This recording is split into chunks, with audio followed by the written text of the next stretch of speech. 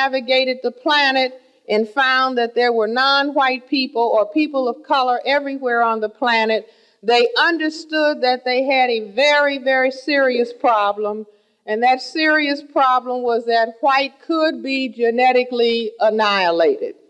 Now, I don't know how many people in this audience saw the Time magazine cover for April the 9th. How many people saw that?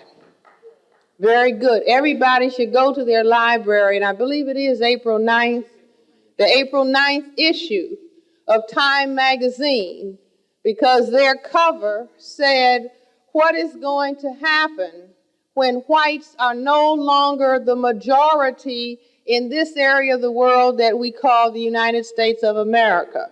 And the prediction is that in a very short period of time, by the year 2000, that the majority of people in this area of the world will be blacks or African, Hispanics, and Asians.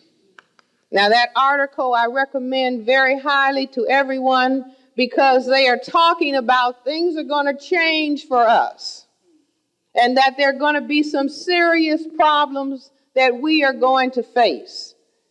And in addition to having that statement on the cover of the magazine, the picture itself was very, very interesting. If you will recall, there was a picture of a flag. You recall it? And the flag basically was the so-called American flag. It had blue in the corner, but it didn't even have white stars. The stripes, in place of the red and white stripes, they had a red stripe and then a black stripe. And then another red stripe and then a brown stripe. And then another red stripe and then a yellow stripe. And I saw this and I said, wonderful. But I said wonderful for another reason. I said wonderful because I had written a paper some time ago talking about the symbolism of the flag. And I had said that those colors, red, white, and blue, had another level of meaning other than patriotism. That the red, white, and blue on the flag actually stood for white skin, through which you could see blue veins and red arterioles.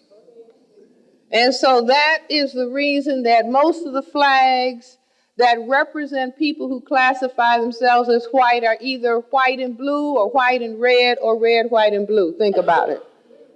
Now, beyond that, I said that the flag was a symbolic abstraction of the problem. And the problem when there's a concern about genetic power is the power of the male. The reason being is because it is only men, whether they are white, black, brown, red, or yellow, that can impose sexual intercourse. Is that right? See that silence? People are trying to figure whether that's right. Okay. It is only men who can impose sexual intercourse. A male can decide that he is going to force a female to have sexual intercourse. Ladies, don't try it. If a female decides that she's going to force the male to have sexual intercourse and she gets a Uzi or M16 rifle and she approaches him and she frightens him to death, there's not going to be any performance. Okay. Right? Right. Okay. So that the question about genetic dominance is a question that concerns gentlemen. And so I said in the paper that I wrote some time ago that if you look, that's the, head-on front view of male genitalia, but this is a lateral view. And if you make an abstraction, and the brain makes abstractions all the time, I guess that's a very good way that it can store a whole lot of data. And if you make an abstraction of the lateral view of the male genitalia, you have a flag. Can you see that? So that when the flag is red, white, and blue, it means that a testicle produces white skin through which you can see blue veins and red arterioles. You get it? So Time magazine just proved my point, and I was thrilled because they took the white out